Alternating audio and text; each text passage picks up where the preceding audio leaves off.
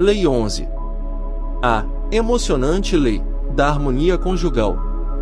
O poeta Ralph Waldo Emerson declarou que o casamento traz profundos e sérios benefícios e grandes alegrias.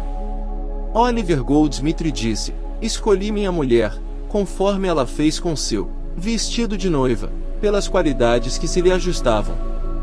O casamento é a mais sagrada de todas as uniões terrenas e devia ser preenchido com reverência e oração, com total conhecimento de seu espírito sagrado. A santidade do casamento e do relacionamento familiar constituem a verdadeira pedra angular de nossa sociedade e de nossa civilização. O casamento, para ser completo, deve ser construído sobre uma base espiritual. A contemplação dos ideais divinos, o estudo das leis da vida e uma conscienciosa unidade de pensamento, objetivo, plano e ação promovem aquela alegria nupcial, aquela união sagrada que torna a vida exterior igual à interior, pacífica, alegre e harmoniosa. O amor une e o medo separa. A senhora Jones vivia em constante receio de que o marido a abandonasse. O medo dela era um ressentimento negativo que se comunicou subconscientemente ao marido. Este homem não conhecia as leis do consciente e do subconsciente e sentiu subjetivamente a convicção dela de que ele deveria deixá-la. Certa manhã, o marido lhe disse: sinto que você quer que eu vá embora. Tive um sonho no qual você me aparecia e falava: deixe a casa. Não lhe quero mais. Portanto, por favor, vá embora. Ela imediatamente contou ao marido o medo de que estava possuída e explicou-lhe que o subconsciente dele havia simplesmente dramatizado de maneira vívida os próprios medos, ansiedades dela. Ele compreendeu perfeitamente. Noite após noite, antes de dormir, ela suplantava o medo imaginando o marido radiante, feliz, próspero e bem-sucedido. Ela irradiava amor, paz e boa vontade para ele muitas vezes ao dia, sentindo e proclamando que ele era bom, amoroso, e que teria um tremendo sucesso. A disposição cheia de medo da mulher transmudou-se para uma cheia de amor e de paz. Ela havia descoberto uma grande verdade, a de que o amor promove a união da vida do casal. A verdade o libertou. A falecida doutora Esther Brunt, de Capeton, na África do Sul, apresentou-me, uma vez, a um homem depois de uma de minhas conferências naquela cidade. Ela me disse que este homem havia cumprido uma pena numa prisão inglesa e que, depois de ter sido solto, tinha entrado para o comércio bancário em Joanesburgo, na África do Sul. Casara-se com uma mulher muito ilustre e havia sido abençoado com 2 maravilhosos filhos. Vivia em constante medo de que a mulher e os filhos descobrissem o seu passado, de que ele se visse exposto à imprensa e de que, devido a isso, a mulher se divorciasse imediatamente dele. Tinha medo de que essa nociva publicidade arruinasse o seu futuro e o de seus 2 filhos. Essa preocupação crônica tinha feito com que ele ficasse seriamente doente, com frequentes crises emocionais explosivas para com a esposa e os filhos. Percebi que havia algo de errado, já que o médico não conseguia persuadi-lo a tomar injeções ou qualquer medicação oral. Perguntei-lhe: que lhe está roendo por dentro? Ele me falou do seu erro e consequente prisão por 2 anos na Inglaterra. Depois de devidamente instruído pela doutora Brunt e a esposa do homem, expliquei-lhe que a mulher, os filhos, a doutora Brunt e os funcionários do banco há muito que sabiam de tudo sobre os seus erros anteriores. Na realidade, sua mulher soubera do seu passado antes mesmo de casar com ele, porém jamais o havia mencionado porque sabia que ele se tinha transformado e não queria ferir seus sentimentos. Ele estava recuperado, e seu passado era um livro fechado. Quando a verdade lhe foi revelada e ele soube que todos os que realmente importavam em sua vida conheciam o seu passado e o amavam pelo que ele era agora, espantou o médico, recuperando-se quase que imediatamente. Seus sofrimentos e sua doença eram devidos a uma imagem mental distorcida. A transformação de sua mente resultou num relacionamento perfeito, harmonioso e pacífico com sua esposa e filhos. O segredo da liberdade dela. Numa recente viagem à bela ilha do Havaí, conheci uma jovem muito atraente que me contou que ia romper o noivado com um rico negociante porque tinha um medo pavoroso de uma viagem por mar. Seu noivo já havia feito extensos planos para uma viagem à volta do mundo no iate particular dele. Ela falou: estou com um medo mortal de dizer a ele, sinto-me confusa e envergonhada. Simplesmente não posso dizer-lhe. Vou devolver a aliança com um bilhete. Expliquei-lhe como resolver seu problema e obter sua liberdade do medo anormal que tinha do oceano. Dei-lhe uma versão do marinheiro do 23º Salmo e sugere que durante 10 minutos, 3 vezes por dia, ela o recitasse em voz alta. Expliquei-lhe como essas vibrações espirituais destruiriam todas as forças negativas do medo, da preocupação e da ansiedade que se achavam alojadas no subconsciente dela. Versão do marinheiro do Salmo 23. O Senhor é o meu piloto, não ficarei à deriva. Ele me ilumina através das águas escuras, ele me dirige nos canais profundos, ele mantém minha barquinha. Ele me guia pela estrela da santidade pelo amor de seu nome. Sim, ainda que eu navegue sob os trovões e as tempestades da Tida. Escrito por J. Rogers, capitão da Marinha Mercante, durante a Segunda Guerra Mundial. Publicado pelo Navy Chaplains Bulletin, Washington, D.C. Nenhum perigo me ameaçará, pois tu estás comigo. Teu amor e teu cuidado me abrigam. À minha frente tu preparas um porto na terra da eternidade, tu acalmas as ondas com óleo, meu navio desliza suavemente. Tenho a certeza de que o sol e as estrelas me favorecerão durante a viagem, e repousarei no porto do meu Deus para sempre. A jovem seguiu minhas instruções ao pé da letra e conseguiu imprimir essas verdades no seu subconsciente com sentimento e compreensão. Todo seu medo desapareceu. Ela havia suplantado o medo pela fé em Deus como seu piloto. Ela vive agora uma vida nova. Seu medo era uma sombra em sua mente. Quando a luz ali penetrou, a escuridão desapareceu. Ele pediu o divórcio. Considere o caso de Mai, que esteve casada durante 40 anos. Ela havia trabalhado com o marido, tinha o ajudado a subir e educar os filhos. De repente, um dia, ele pediu o divórcio para que pudesse casar-se com uma prima. Mai sentiu-se esmagada, deprimida e cheia de pressentimentos para com o futuro. Mai descobriu que não precisava ficar desanimada e deprimida. Aprendeu como usar os poderes de sua mente, praticando fielmente as técnicas esboçadas nestas páginas, e encontrou uma espantosa fonte C1 em fortaleza, inspiração e coragem. Vendeu o negócio e fez uma viagem à volta do mundo.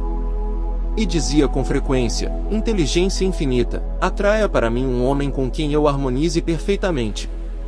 Durante a viagem, encontrou o homem ideal para ela e acabou casando-se com ele, em Paris. Mai obteve o respeito, a lealdade e a devoção dos filhos e dos vizinhos. Concluiu que o divórcio a havia feito penetrar numa vida mais rica, mais nobre e mais ao modo de Deus. Aprendeu a enfrentar o desafio do desespero e da solidão com a confiança na sabedoria infinita do seu subconsciente. Casada 5 vezes. Uma vez, uma jovem de 25 anos disse-me: este é o meu 5º casamento. E este marido é pior do que os 4 anteriores. Dentro de alguns meses pedirei outro divórcio. Ela estava amargurada e ressentida com seus ex-maridos. Expliquei-lhe que, tomando a casar-se sem perdoar-lhes, ela atraía homens semelhantes, cada vez piores à medida que o ressentimento e a hostilidade aumentavam no subconsciente dela. Até então, ela ignorara que sua disposição interior de ressentimento e hostilidade fazia com que ela atraísse homens afins aos seus pensamentos mais profundos. Inconscientemente ela estava pondo em ação a lei da atração. O igual atrai seu igual, e os pássaros da mesma plumagem voam juntos. A cura consistiu em liberá-la e aos seus ex-maridos, substituindo o ressentimento que ela nutria por amor e paz. Ela absolveu todos os seus ex-maridos declarando corajosamente: eu os absolvo, desejando-lhes saúde, riqueza, amor, felicidade, paz e alegria. Suas ideias sobre o amor e o casamento mudaram, e ela passou a encarar o amor com uma base espiritual. Ela viu que todas as suas atitudes anteriores quanto ao casamento estavam erradas, e orou assim: sei que, agora, eu e Deus somos um só. Nele eu vivo, me movo e existo. Deus é vida, esta vida é a vida, de todos, homens e mulheres. Todos somos filhos e filhai de um só Pai. Sei que há um homem à minha espera, para me amar e me fazer carinho. Sei que posso contribuir para a paz e felicidade dele. Ele ama meus ideais, e eu amo seus ideais. Ele não quer transformar-me, nem eu quero transformá-lo. Há respeito, amor e liberdade mútua. Há apenas uma mente, reconheço honestamente. Uno-me com as qualidades e atributos que admiro e desejo ver expressados por meu marido. Eu e estes atributos somos unidos em minha mente. Eu e meu marido nos conhecemos e amamos um ao outro na mente divina. Nele eu vejo Deus, ele vê Deus em mim. Tendo encontrado interiormente, devo encontrá-lo exteriormente, pois esta é a lei de minha própria mente. Essas palavras partem e cumprem sua missão onde quer que cheguem e aonde são enviadas. Sei que tudo está feito, acabado e realizado em Deus. Graças, Pai. Algumas semanas mais tarde, ela teve que extrair um dente de siso. Estabeleceu-se uma bela amizade entre ela e o dentista. Ele acabou propondo-lhe casamento, conforme ela disse, de um jato, e ela acrescentou: percebi intuitivamente que ele era o homem que eu tinha pedido em minhas orações. Foi um caso de amor à primeira vista. O autor realizou a cerimônia do casamento, e devo dizer que foi uma real união espiritual de duas pessoas buscando regressar ao coração de Deus. Como ele encontrou seu ideal. Uma vez um homem me disse em Rochester, Nova York, que uma mulher com quem ele andava há 3 anos recusava-se a casar com ele e que, por isso, ele ia suicidar-se. Ensinei-o a orar, pedindo uma esposa da seguinte maneira: Deus é uno e indivisível. Vivemos, movemo-nos e existimos em Ele. Sei que Deus habita em todas as pessoas e acredito nisso. Eu sou um só com Deus e todos. Vou agora atrair a mulher certa, que está totalmente de acordo comigo. Esta é uma união espiritual, pois é o Espírito de Deus agindo através da personalidade de alguém com quem me ajusto perfeitamente. Sei que posso dar luz, amor e verdade a esta mulher. Sei que posso fazer a vida dessa mulher cheia, completa e maravilhosa. Determino que ela possua as seguintes qualidades e atributos: que seja espiritual, leal, fiel e verdadeira. Ela será harmoniosa, pacífica e feliz. Nós nos sentimos irresistivelmente atraídos um para o outro. Nesta minha experiência só poderá penetrar o que pertence ao amor, à verdade e à salvação. Aceito minha companheira ideal. Todas as noites, ele se unia mental e emocionalmente com essa verdades até absorvê-las subjetivamente. Após algumas semanas, ele encontrou uma camareira num hotel onde estava hospedado, apaixonou-se por ela e casou-se. Foi a união ideal. E quanto à mulher com quem ele não pôde casar-se, nesse ínterim foi-lhe revelado por amigos que ela já fora casada 6 vezes, e jamais se preocupará em pedir um divórcio. Era também uma ex-condenada que tinha vários crimes registrados da polícia. Mesmo quando vivia com ele, ela andava com outro homem. Esse é o homem que eu quero. Uma secretária jurídica em Londres, da Inglaterra, me disse durante uma entrevista: estou apaixonada pelo meu chefe. Ele é contra seu ideal espiritual e verdadeiro no casamento. Não deseja outra mulher. O amor é uma unidade, não uma dualidade ou uma multiplicidade. O homem que anda com muitas mulheres, o que é a expressão do sentimento de adultério que existe dentro dele, está se casando, unindo-se mental e emocionalmente, com muitas ideias de frustração, ressentimento, cinismo, etc. Quando o homem encontra amor em sua companheira, encontra a plenitude da vida. Portanto, se um homem engana a esposa, é porque está frustrado e jamais experimentou o amor ideal ou o sentimento de unidade. Ele tem um complexo de inferioridade, além de, sem dúvida alguma, um sentimento de culpa. Inevitavelmente, as mulheres que ele encontra são instáveis, neuróticas e confusas. Ele está vendo e ouvindo suas próprias vibrações interiores. As mulheres que encontra são tão instáveis, frustradas quanto ele. Os pássaros da mesma plumagem voam juntos. O igual gera o seu igual. Evite cair num beco sem saída. Uma vez uma mulher me disse: vivo há 4 anos com um homem casado e adoro. Não posso deixá-lo. Que devo fazer? Ela não conseguirá arranjar um marido ou um companheiro apropriado, porque não sabia rezar, experimentava uma pseudo-satisfação ou uma falsa emoção, roubando o marido de uma outra mulher. Tinha um profundo complexo de inferioridade e era, em geral, muito instável. Expliquei-lhe que aquele tipo de conduta geralmente acabava num beco sem saída, acompanhado de sedativos, tranquilizantes e até mesmo de uma grande dose de comprimidos para dormir. Mostrei-lhe que o homem continuaria a usar o corpo dela até se cansar, mas que jamais se casaria com ela, que ela estava envelhecendo e desperdiçando seu tempo. O que ela realmente queria era casar-se, ser chamada a ponto de senhora, ter um lar e ser respeitada pelos vizinhos, amigos e parentes. A solução do problema dela estava na oração. Imediatamente ela rompeu a ligação com o homem casado e passou a fazer a oração para atrair o marido ideal, conforme foi exposto anteriormente neste capítulo. Em consequência, ela agora se acha casada e feliz, sinceramente agradecida por haver descoberto os poderes interiores de sua mente. Devo pedir o divórcio? Uma pergunta que me fazem frequentemente é: devo pedir o divórcio? Ora, isso é um problema individual e não pode ser generalizado. Em alguns casos o divórcio não é a solução. Não mais do que o casamento seja necessariamente a solução para o homem que vive só. O divórcio pode ser bom para uma pessoa e mal para outra. Uma mulher divorciada pode ser muito mais nobre e divina do que muitas de suas irmãs casadas que vivem mentirosamente em vez de enfrentarem a verdade.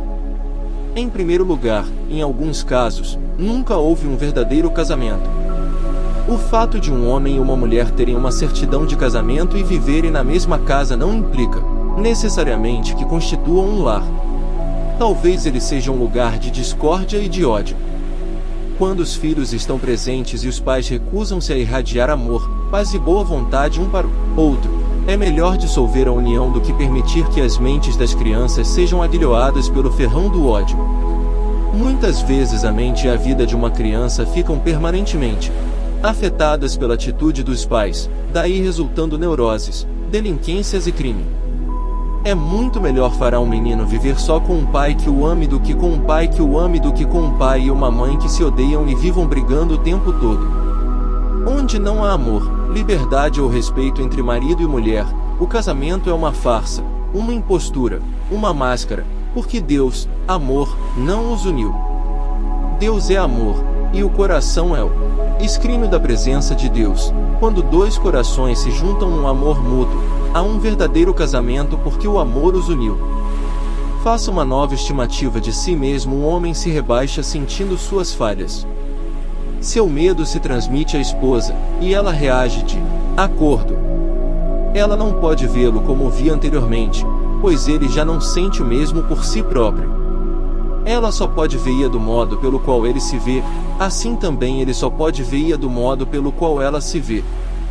Se o homem se sente dignificado, exige respeito e o consegue.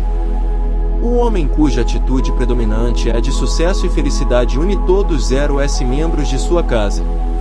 Está cimentando influência. A harmonia e a paz imperam soberanas em seu lar. Sua convicção dominante faz com que os outros vejam o que você vê. Como tornar-se um bom esposo ou esposa? Quando você se casou, deve ter admirado certas características, qualidades e virtudes de sua esposa ou de seu marido.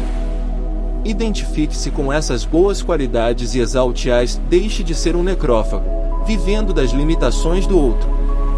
Organize uma relação dos bons pontos dele, ou dela, atente para eles e devote-se a eles. Assim procedendo, seu casamento será mais abençoado e lindo através dos anos.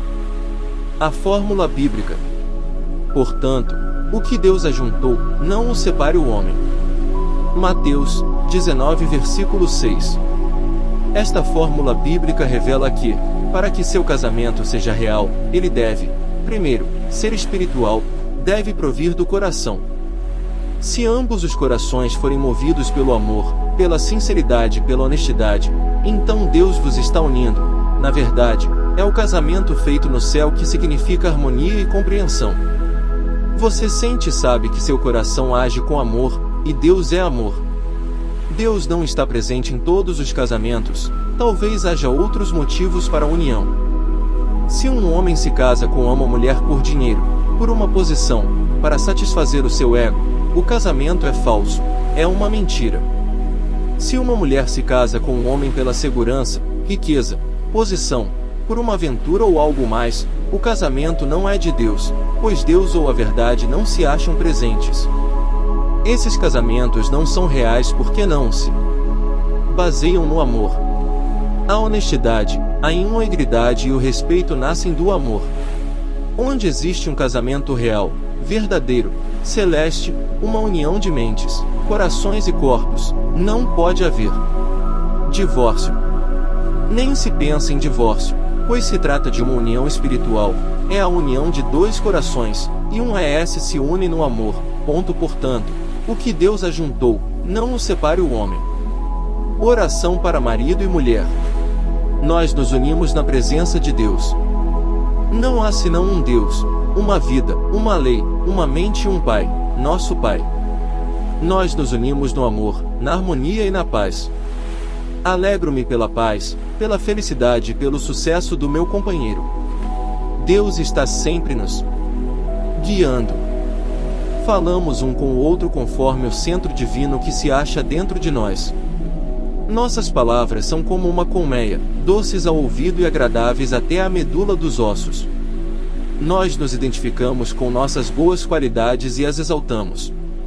O amor de Deus flui por nós em nossa casa e por todas as pessoas em toda parte.